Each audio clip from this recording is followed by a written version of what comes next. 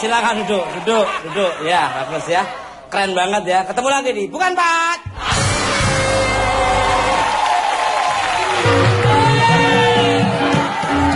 Habis pulang umroh. Udah ketemu sama jumrohnya. Gak berani nyela. Lari gak nyela. Apa subhanallah. Setelah pulang dari sana, saya mendoakan buat semuanya. Iya. Dalam selalu sukses, lancar, aman dan sehat, Mas. Baik, tema kita pada malam hari temanya adalah open your mind. Nih, ini paling ngerti nih. Ini ngerti bahasa ini nih. Beruang salju dia biasanya. Open your mind itu artinya apa? Hah? Open your mind itu adalah open buka. Open itu Your buka. kamu. Mind itu mindset pikiran ya kan? Pikiran. Jadi pikiranmu sudah terbuka sekarang. Pemirsa.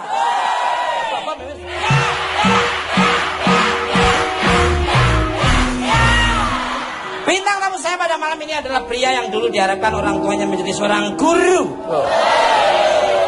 Bukan menjadi seorang guru, malah sekarang dikenal sebagai raja gombal dan komedian dengan goyangan yang khas. Siapakah dia? Langsung aja kita sambut Bang Jalil.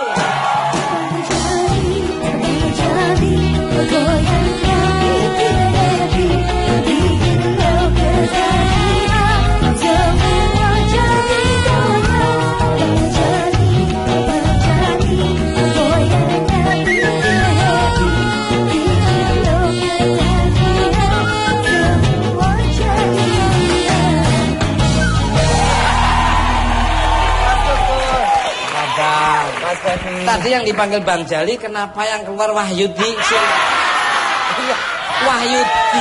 Wahyudi si milikiti. Karena itu kan nama asli saya, Mas. Nama asli saya Denny Wahyudi bin Duran binti Charles Jordan. Beda mah nih. Namanya panggilan tapi komersil nama aslinya Bengkoang. Iya.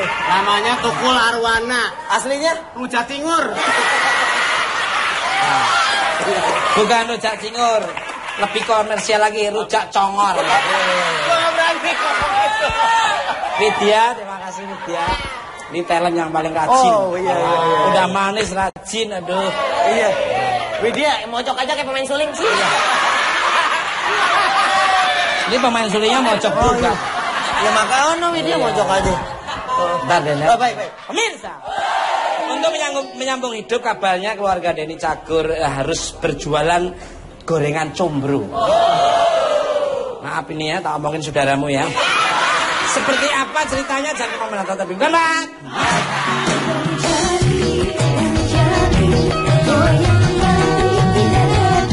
Untuk bertahan hidup, waktu itu kita sempat bikin combro, bikin kerupuk kulit. Kita dagangin dianterin ke warung-warung dekat rumah gitu. Nah itu lumayan untuk membantu untuk ongkos kuliah. Dan itu berlangsung alhamdulillah tidak begitu lama, beberapa bulan.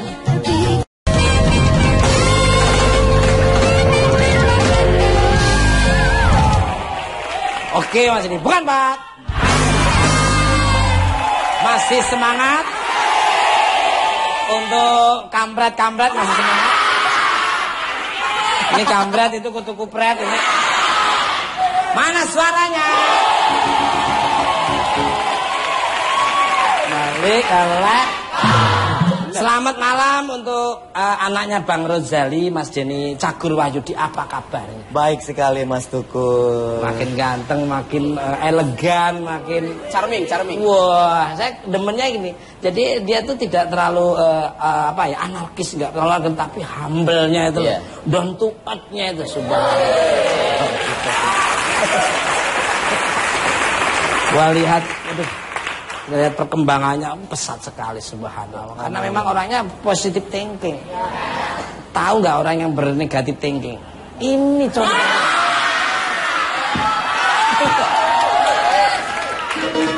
Ini mohon maaf bukan mau motong pembicaraan lagi Mas ya. Ini ngebahas ini. Yang saya lihat ini positifnya di mana sih menurut lu Mas? Menurut lu nih, sebagai teman mereka, positifnya mereka tuh di sebelah mana? Mereka tuh kadang-kadang nggak kuat dengan sanjungan. Ya, sanjungan adalah teror. Semakin disanjung dia lupa diri, makanya Dengan cara saya gituin akhirnya dia bisa mawas diri. Oh gitu.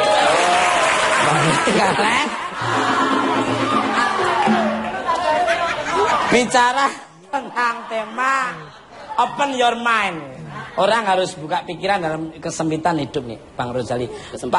Bapak Denny ini kan PNS kelurahan dengan anak 5 merasa jualan combro menjadi jawaban apa nih? Tanggung jawaban ekonomi keluarga. Bahkan dari jualan combro dapat membuat kelima anaknya menjadi sarjana. Gimana ceritanya, monggo? Ya karena dalam keterbatasan tuh orang jadi lebih kreatif, Mas. Gimana? Kita ngomongin di depan nanti. Kan? Seperti yang disampaikan sama Mas Jaya Setiadi di bukunya The Power of Kepepet. Iya. Ini kolaborasi 2 bahasa. Iya. Jadi orang dalam kondisi kepepet itu pasti bisa melakukan sesuatu yang menurut dia tadinya nggak mungkin. That's right. Misalnya kalau kita ini dalam kondisi normal saya nih, Mas, ada depan saya tembok tinggi. Itu saya nggak mungkin bisa loncatin. Tapi kalau saya dikejar Mas Tukul, saya pasti bisa loncat. Begitu, Mas. Logikanya gitu. Tak kejar kayak dia ngambil celana kolor hijau saya. Iya. Ambil celana dalam saya. Iya. Nah, begitupun yang terjadi sama saya waktu itu. Saya anak kedua dari 5 bersaudara. Yang alhamdulillah 5-5-nya waktu itu sedang menjalankan pendidikan, 3 kuliah, 2 waktu itu masih SMA. Nah dengan semua keterbatasan gaji PNS kita tahu berapa sih Mas pada waktu itu gitu. Nah terus saya kuliah, kakak kuliah, adik 2 SMA. Untuk bertahan hidup waktu itu kita sempat bikin combro, bikin kerupuk kulit, kita dagangin dianterin ke warung-warung dekat rumah gitu. Nah itu lumayan untuk membantu untuk ongkos kuliah. Dan itu berlangsung alhamdulillah tidak begitu lama, beberapa bulan. Dan sampai sekarang kebanggaan papa itu adalah di saat dia melihat foto-foto wisuda anaknya di tembok ruang tamu. Jadi dia sampai sekarang kalau di ruang tamu ngeliatin foto sarjana anak-anaknya, itu adalah gambaran yang luar biasa buat saya. Perjuangan seorang PNS yang bisa menjadikan kelima anaknya sarjana. Inspiring. Dengernya enak. Kuliah, ini juga kuliah. Kuliah itu berarti garam. Dia suka manggul-manggul itu. Balik kalah. Mendapat kabar dari saudara dekat. Mendapat kabar dari saudara dekat. Dulu ketika anak-anaknya mau berangkat kuliah, maaf nih ya, ini kadang-kadang agak infotainment sedikit tapi nggak apa-apa, inspiring. Ibu Denny bilang cuma ada uang 20.000 dan akan dikasih ke anak yang mau ujian saja. Sedangkan yang lain tidak dapat uang saku. Apa yang dirimu lakukan kalau tidak dapat uang saku? Ini jadi kayak acara kali kasih ya. Inspiring. Harus bisa membedakan mana soulnya dapat, ininya dapat. Betul. Ya. Pernah pada satu waktu mama tuh punya uang 20.000 Mas. Nah yang 10.000 udah pasti buat papa karena kerja. Nah sisa 10.000. Jadi anak-anaknya ditanya, Andri, Denny, Wiwit, Kiki, ada yang ujian nggak? Namanya nama orang semua ya. Centong, garpu, sendok, penggorengan. Maaf Mas Denny ya.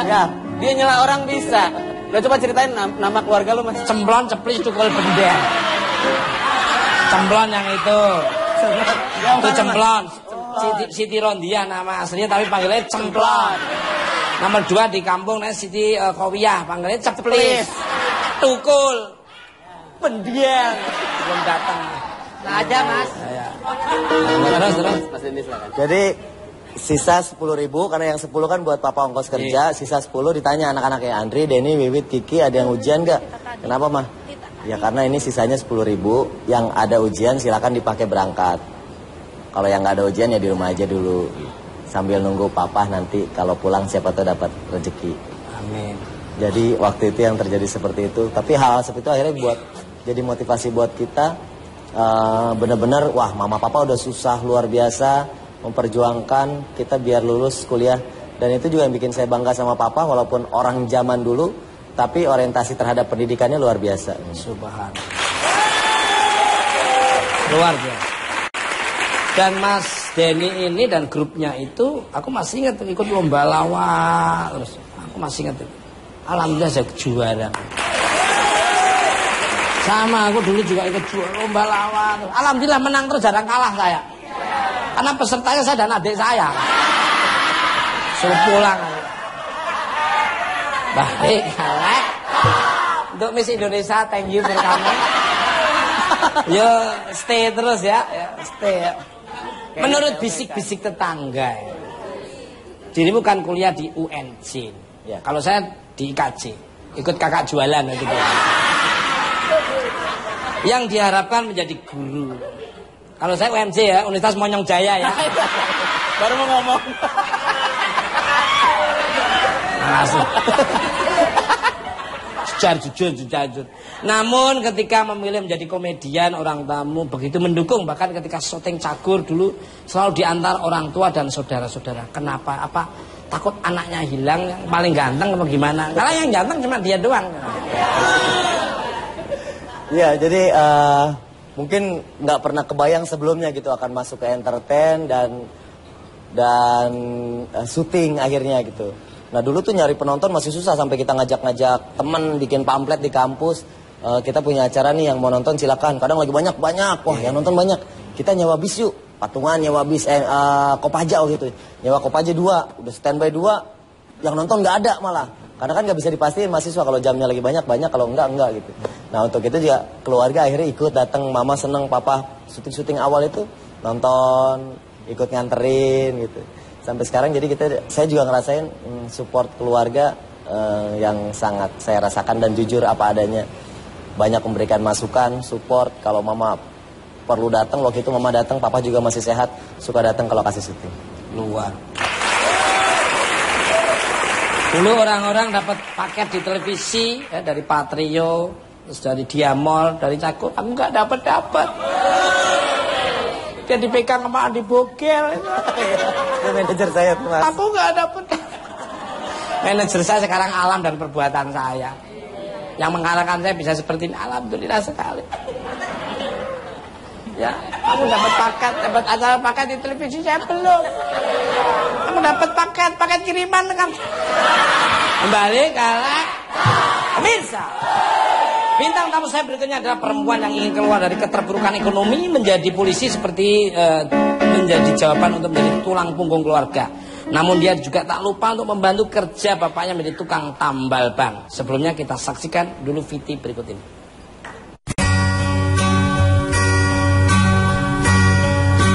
Pemirsa, himpitan ekonomi terkadang membuat kita melihat semua pintu kesempatan tertutup bagi kita. Namun apakah kita akan hanya berpangku tangan? Mungkin tidak bagi Eka Yuli Andini. Remaja usia 19 tahun ini mungkin terlahir dari keluarga yang berekonomi lemah. Ayahnya adalah tukang tambal ban dengan penghasilan tidak menentu tiap harinya. Namun melihat adanya peluang masuk pendidikan kepolisian yang kabarnya berbiaya gratis, Eka pun mendaftar dan mengikuti semua tes pendidikan. Bahkan Eka pun menempati peringkat ke-7 dari 7.000 peserta pendidikan kepolisian.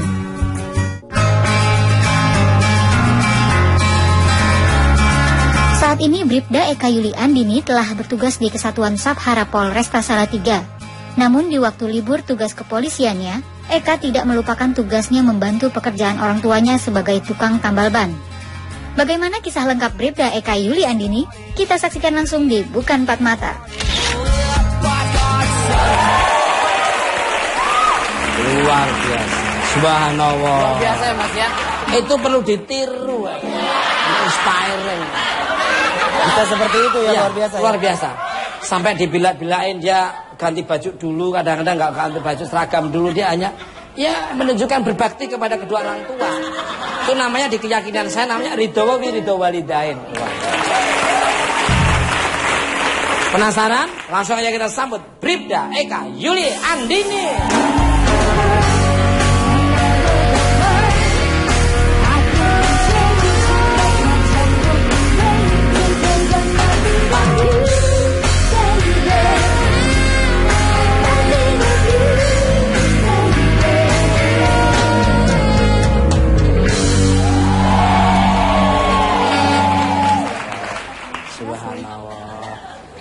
nggak bangga coba? Orang tua pasti punya kebanggaan. Sama, saya juga keluarga Bayangkara, jadi sama-sama. Selamat malam untuk Bribda Eka, apa kabarnya? Nah, kabar baik. Alhamdulillah sekali. Alhamdulillah. Kayak kakak beradik ya gitu. Pas saya kakak beradik, terus ini supirnya pas banget. Lagi nganter majikannya. Pak, ya, saya kan supirnya. Nah, itu tukang kebun ngapain ikut, Pak? Tahu aja. Tahu aja kalau saya tukang kebun. Karena bawa paculnya di sini. Balik, kalek. Nanti kita ngobrol lagi Mbak Bribda Eka Yuli. Karena inspiring, pemirsa juga akan penasaran. Pendidikan seperti apa yang nanti akan diceritakan dan seperti apa Mas Denny akan bercerita tentang proses. Nah, alhamdulillah bisa seperti dan kutu kupret ini juga. Jangan lupa Mbak, tetap dibuka Mbak.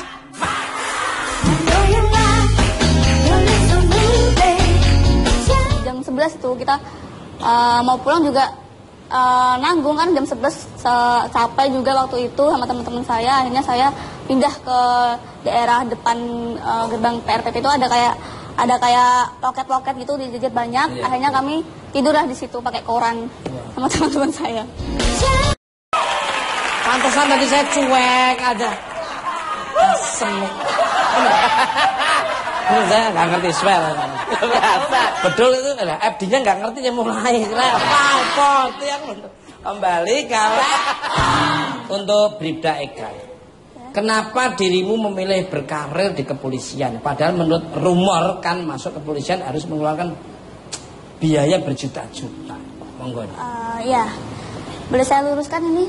Jadi cerita dari awal saya daftar ya. Ketika itu pada saat upacara hari Senin ada sosialisasi dari Polres Salatiga ke sekolahan saya di SMK Negeri 2 Salatiga.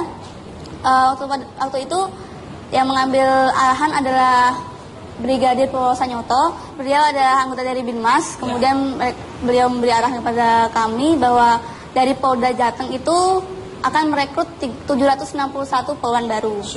Kemudian pada saat itu saya kurang berminat untuk mendaftar menjadi poluan karena cita-cita saya dulu adalah bekerja di sebuah stasiun TV ternama di Indonesia, tapi karena mungkin bukan target saya di situ. Kemudian selain daripada itu juga banyak isu-isu di luar sana yang mengatakan bahwa untuk mendaftar polisi itu membutuhkan biaya yang tidak sedikit seperti yang dibilang Mas Tukul tadi. Tapi bukan saya. Aku Iya Mas. Nah, kemudian saya berpikir iya juga ya. Saya uang dari mana untuk bisa masuk ke polisi? Setelah itu ada guru saya, guru multimedia. Beliau bernama Bu Maratil Fasantim. Beliau memberi arahan kepada saya, memberi motivasi bahwa udah daftar dulu aja nggak apa-apa. Karena perekrutan poluan tahun ini sangat banyak, sekitar 761. Itu kan merupakan perekrutan yang besar sekali. Karena sebelumnya itu belum pernah ada perekrutan poluan yang sebesar itu. Akhirnya karena motivasi dari beliau dan juga karena saya ingin membahagiakan dan membanggakan kedua orang tua saya, akhirnya saya memutuskan untuk mendaftar pada waktu itu bersama teman-teman saya. Tes demi tes kami lalui dari tes awal sampai tahap akhir. Kemudian ternyata apa yang dibilang oleh orang-orang, apa yang anggapan dari orang-orang tuh ternyata salah besar. Jadi selama saya mengikuti tes dari tahap awal sampai akhir dan ketika saya masuk pendidikan di Pusdik Binmas Banyu Biru, tidak ada itu namanya pemungutan biaya dari pihak panitia itu sendiri. Orang tua saya juga tidak mengeluarkan biaya sepeser pun, kecuali untuk biaya akomodasi dari Salatiga ke Semarang pada waktu tes. Kemudian untuk kebutuhan-kebutuhan selama di pendidikan. Dan juga untuk tes administrasi, kan di situ banyak berkas-berkas yang harus difotokopi dan harus dikumpulkan seperti itu. Luar. Saya sangat setuju apa yang dikatakan oleh Bribda Eka Yuli. Dan tambahnya lagi ya? Menurut saya apabila ada orang-orang yang seperti itu hanyalah oknum belaka. Jadi hanya orang jahat yang memiliki orang memiliki niatan jahat untuk meraih keuntungan dengan cara menipu seperti itu. Jadi apabila Anda di luar sana menemui hal-hal seperti itu, bisa mungkin dilaporkan ke pihak yang berwajib. Luar. Sangat setuju Mbak Bribda Eka Yuli. Ini kena pasal 378 terus. Penipuan. Iya ini 378 itu ekor 8. Penipuan. Wah, nah, Denny sih paham dah. Wong temennya aja. Untuk Bribda Eka. Menurut cerita teman-teman dirimu sewaktu menunggu pengumuman kelulusan kepolisian, dirimu dari Salatiga. Berarti benar 7 ya, Salatiga ya. Bukan ujian sekolah, nama tempat Salatiga. Enggak apa-apa lah, 7 itu kan berarti masih nilainya enggak terlalu. Ya, salah kaprah. Menuju Semarang sampai tidur di emperan Gor. Kenapa enggak bilang sama Mas Rinaldi, kan bisa mampir ke rumah saya. Rumah saya di daerah Jetis. Jetis enggak pertigaan lah, ini di Sembir kalau ini. Apa bener? Monggo silakan, apa benar ini kamu tidur di emperan Gor? Iya. Gedung Olahraga Rinaldi itu gimana? Iya, jadi benar waktu itu saya sama teman saya sempat tidur di istilahnya di emperan-emperan seperti itu, karena waktu itu kita sedang nunggu pengumuman. Kita disuruh nunggu itu jam 12 siang di PRPP Semarang. Kemudian kata panitia itu pengumuman mundur jam 3. Kita tunggu sampai jam 3, ternyata mundur lagi sampai jam 7 malam. Kita nunggulah waktu itu. Ada sebagian yang pulang dan ada juga yang masih menunggu di situ. Dan termasuk saya dan teman-teman saya. Kemudian saya nunggu, kata panitia mundur lagi sampai jam 9. Kalau saya mau balik ke Salatiga kan nanggung. Masa bolak-balik dari Salatiga ke sini. Terus akhirnya saya sama teman-teman saya gelar ponco itu loh. Ponco digelar, akhirnya kita tidur di situ. Buat camping. Mantel ponco. Jas hujan. Anu boy band zaman dulu ponco. Koboi itu. Iya. Tahu juga boy band. Loh, saya satu grup itu. Jadi Satu boyband main. grup sirkus. Ini dengerin dulu loh. Iya. Ini punya tanda kemenangan loh. Gak sembarangan bisa krek kamu loh. Ya, terus jam 9 kita nunggu sampai akhirnya mungkin panitia merasa bersalah. Akhirnya panitia itu ngasih hiburan ke kita. Jadi kita di-setelin lagu pop sama lagu dangdut. Kita boleh request juga waktu itu. Tapi saya sama teman saya waktu itu Campur sari mintanya. Campur sari pimpinannya Didi Kenyot itu luar biasa loh. Kempot. Jadi suka kenyot akhirnya kempot.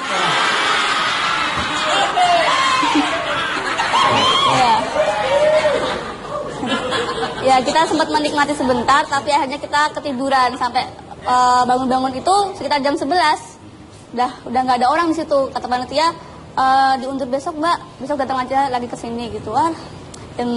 Jam 11 itu kita mau pulang juga nanggung kan, jam 11 capek juga waktu itu sama teman-teman saya. Akhirnya saya pindah ke daerah depan gerbang PRPP itu ada kayak loket-loket gitu dijejit banyak. Iya. Akhirnya kami tidurlah di situ pakai koran sama teman-teman saya. Seperti itu. Luar biasa. Niat baik, aku yakin pada Allah Subhanahu wa taala, ya akhirnya diizinkan dan diterima Bapak. Untuk Bribda Eka lagi nih. Orang tua dirimu kan bekerja sebagai, maaf nih ya, penambal ban. Iya, benar. Dirimu merasa minder gak sih dengan teman-teman selama bersekolah? Ini maaf nih ya, ini cerita ini bukan memperlihatkan kekurangan atau tapi inspiring untuk orang banyak. Monggo. Iya. Saya jawab ya. Jadi saya tentu saja tidak merasa malu dengan pekerjaan orang tua saya sebagai penambal ban, karena orang tua saya bekerja sebagai penambal ban juga untuk menghidupi keluarga saya dan orang tua adik saya. Saya bisa makan, bisa sekolah, dan bisa menjadi seperti sekarang ini juga karena kerja keras beliau, karena jerih payah dan doa beliau. Jadi untuk apa saya merasa malu dengan pekerjaan orang tua? Bahkan saya sempat di sekolah itu menjual boneka flanel untuk uang saku sendiri sih. Jadi saya tidak perlu minta-minta ke orang tua. Jadi saya menjual itu sekitar ya 1.000 sampai 50.000. Yang kecil-kecil itu. Wah. Jadi saya doakan, karena di Bukan Empat Mata itu semua bintang tamu itu kalau sudah saya mendoakan bersama teman-teman band dan semua. Ya, kita doakan dulu biar ke depan. Ya, yuk.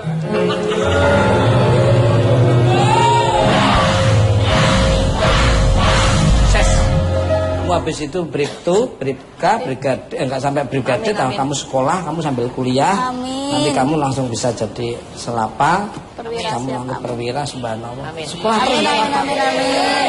sekolah terus. Tambah wawasan dan intelektual, kamu kursus bahasa Inggris, kamu sambil kuliah, kamu biar jadi perwira, bisa nanti bisa jadi, kalau kamu Allah mengizinkan bisa langsung brigjen nanti bisa. Amin, amin. Untuk Mas Jenny Cagur dan Bribda Eka, selama mengalami kesulitan ekonomi, pernah tidak kalian mengalami putus asa seperti tidak punya harapan?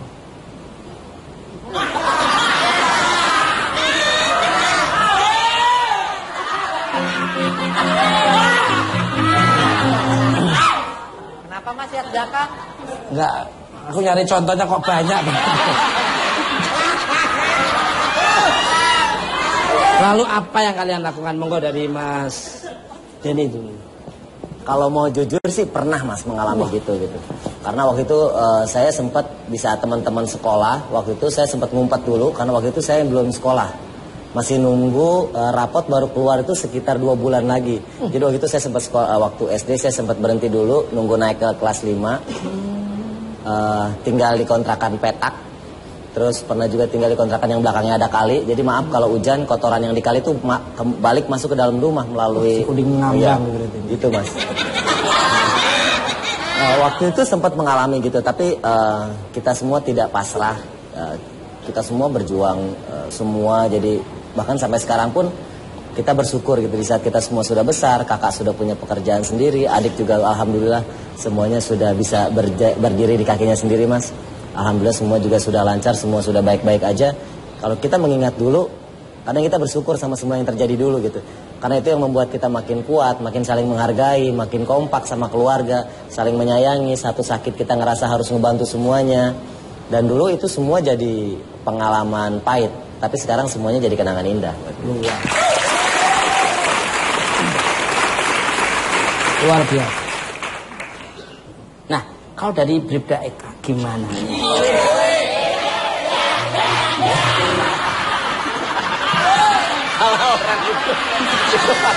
Bersihin kotoran biar Itu pala temen gue itu.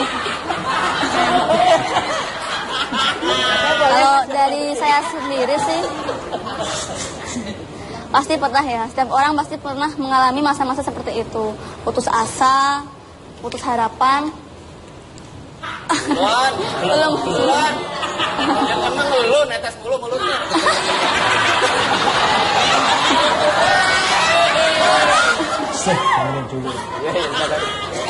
Bisa dilanjutkan? Iya. Dan pada saat masa-masa seperti itu, biasanya saya selalu membuka dompet saya karena di sana ada foto kedua orang tua saya. Kemudian saya memandangi wajah mereka, kemudian semangat saya kembali muncul. Dan kata-kata yang selalu saya ingat adalah jalan terus, entah itu sulit atau penuh liku, tetap jalan saja karena tidak ada jalan yang 100% mulus untuk mencapai sebuah cita-cita yang besar. Seperti itu.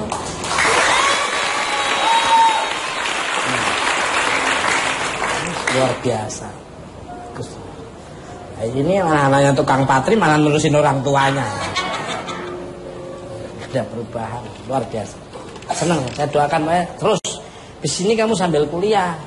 Pasti. Pasti, bener aku yakin dari figurnya, kerangka konstruksinya kamu ke depan, auranya tak lihat bisa perspektif. Pemirsa, bintang tamu selanjutnya dulunya tukang ojek. Namun beliau dari SMP mempunyai mimpi besar, dream come true. Mimpi kalau sendiri ada impian, tapi mimpi bersama-sama jadi kenyataan. The love of dream of the kid on the real realita.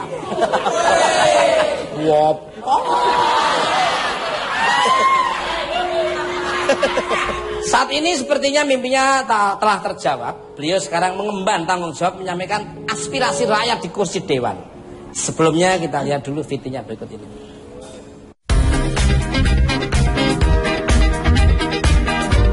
Pernahkah Anda menduga kalau tukang ojek yang saat ini mengantar Anda ke kantor atau ke pasar adalah orang yang akan duduk di kursi dewan mewakili suara Anda di DPRD? Ya, dia adalah Abdul Wahid Ibrahim. Warga Kelurahan Sindulang, Kecamatan Tuminting, Manado ini sebelumnya adalah tukang ojek yang mempunyai tujuan mulia untuk mewakili suara rakyat kalangan bawah dengan mengajukan diri dalam pemilihan calon legislatif Kota Manado. Mengaku hanya berbekal uang sejumlah 40 juta dari hasil simpanan pribadi dan saweran teman-teman sesama tukang ojek, Abdul Wahid akhirnya berhasil masuk menjadi wakil rakyat dari daerah pilihan Tuminting, Manado dengan perolehan 1.919 suara. Bagaimana kisah perjuangan dari Abdul Wahid selengkapnya?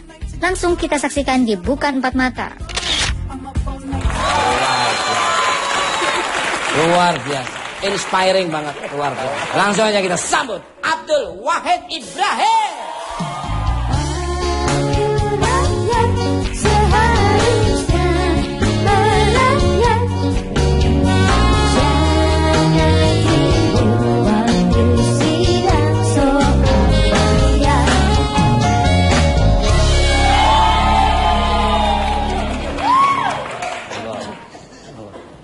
Silakan Pak. Ya, subhanallah. Tepuk tangan sekali lagi.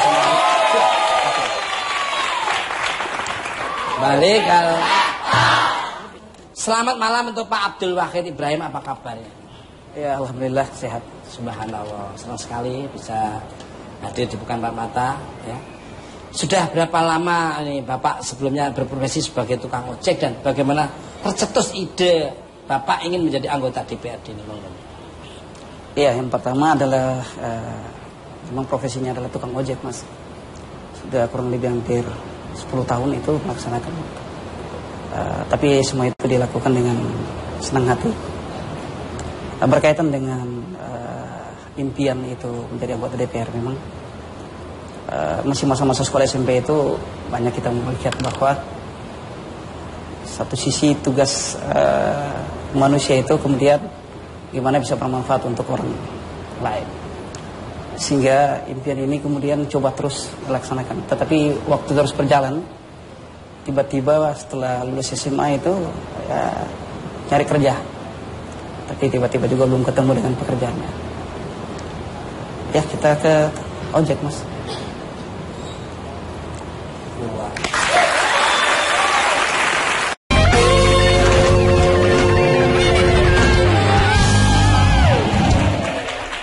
Masih di Bukan Pak, masih semangat. Mana suaranya?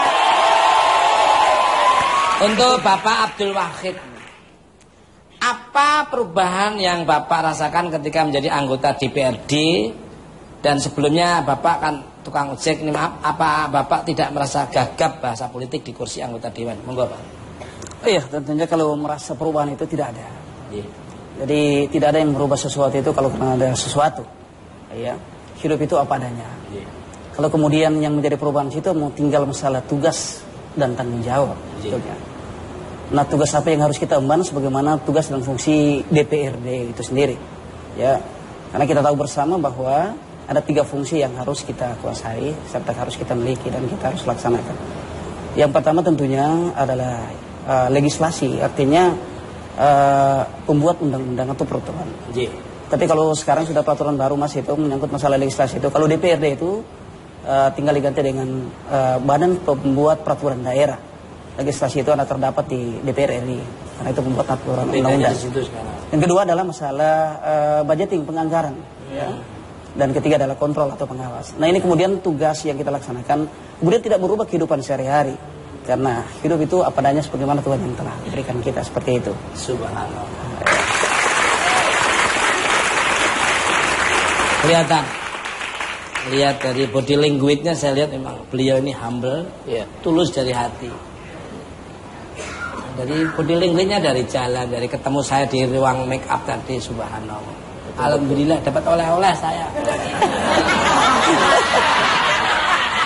Bentar Pak ya, maaf. Saat ini di studio 9 Bukan Mata juga kehadiran istri dari Bapak Abdul Wahid, Ibu Junita. Junita Usul ya. Selamat datang di Bukan Mata. Subhanallah, terima kasih. Thank you for coming to Not For Eyes, Studio 9, the Sun 7. Sorry, can English? Iya mas, udahlah. Untuk Ibu Junita ini, maaf, mungkin silakan Pepi naik juga. Oh, Bapak juga nggak Ya, apa-apa. Silakan ya. Pak Tukul dulu. Dulu ketika Bapak bilang ingin menjadi anggota Dewan, apa komentar Ibu nih, monggo ini? Awalnya sih ada rasa keraguannya karena melihat latar belakang Bapak yang hanya tukang ojek, juga latar belakang sekolahnya yang cuma SMA, faktor ekonomi juga.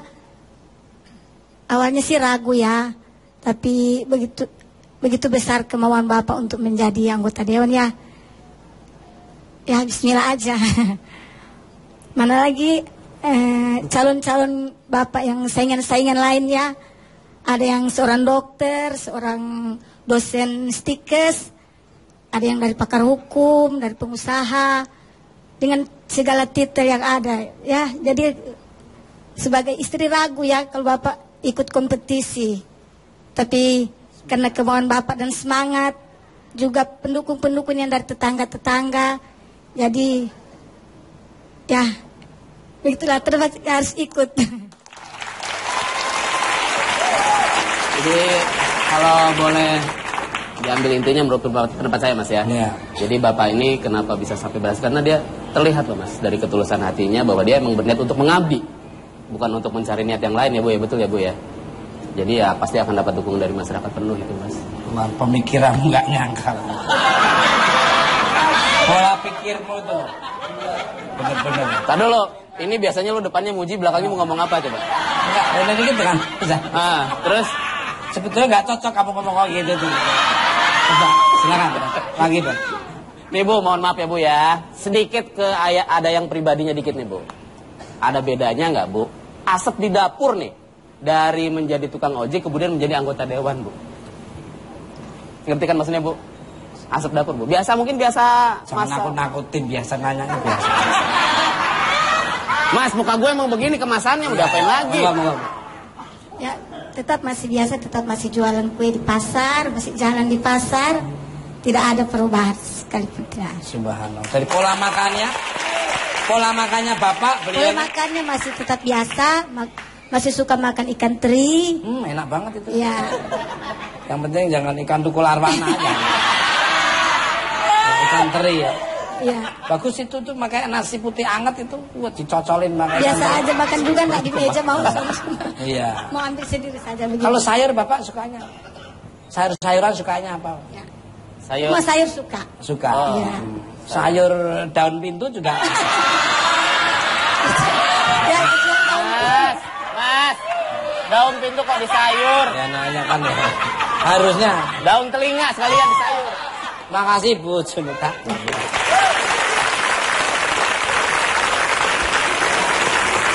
Untuk semua bintang tamu saya pada malam hari ini, apa pesan kalian bagi orang-orang yang merasa hidupnya berhenti, stuck di tempat, tidak bisa bergerak lagi? Silakan dari Mas Denny Cagur. Bisa ngeliat kamera ke sana atau ke lihat teman-teman saya ini. Acara lain. Oh, silakan. Iya, semua orang pasti punya masalah tapi tidak semua orang bisa keluar dengan baik dari masalah itu. Jadi menurut saya selalu pelihara mimpi yang ada, selalu punya motivasi untuk terus berbuat. Karena semua yang terjadi pada hidup saya juga semuanya berawal dari mimpi-mimpi saya. Begitupun Bapak pasti dulu pernah bermimpi pengen jadi anggota dewan, tercapai. Pernah mimpi jadi polisi. Jadi selama Anda masih punya mimpi, Anda belum gagal. Menurut saya. Bagus.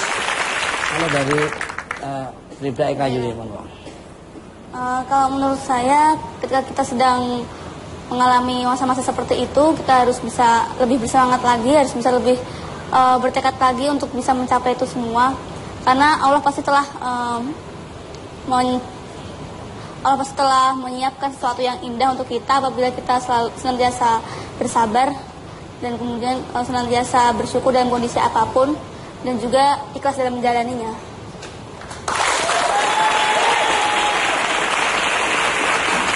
Monggo untuk Pak Abdul Wahid, silakan ke kamera. Iya, kalau menurut saya bagaimana konsep hidup itu yang baik, yang tentunya kita peduli dengan sesama. Yang kedua, hidup yang baik itu adalah ketika kehidupan kita itu bermanfaat untuk orang lain. Melihat ada yang masih diam di tempat, belum membuat apa-apa. Bagaimana kemudian jiwa kita untuk bisa mengangkat derajat dari orang itu. Seperti apa? Yang tadi kita kembali, bagaimana hidup ini berguna untuk orang lain, kita saling menolong dan saling membantu. Sekira dengan kejujuran kita, keikhlasan kita, karena memang selama ini tidak ada barometer untuk mengukur keikhlasan. Tapi bagaimana tindakan kita yang terlihat itu betul-betul ikhlas. Dan mudah-mudahan yang kita angkat ini dia akan kemudian hidup yang lebih baik dan kita mendapat rahmat dari Tuhan. Sekira seperti itu. Sudah luar biasa. Pemirsa, open your mind untuk membuka pintu-pintu kesempatan dalam hidup Anda, terus bergerak untuk terus berkarya dan menikmati hidup Anda setiap waktunya. Terima kasih untuk bintang tamu saya pada malam hari ini, Denny Cagur, Bribda Eka, Bapak Abdul Wahid Ibrahim dan Putri Bahar. Untuk menutup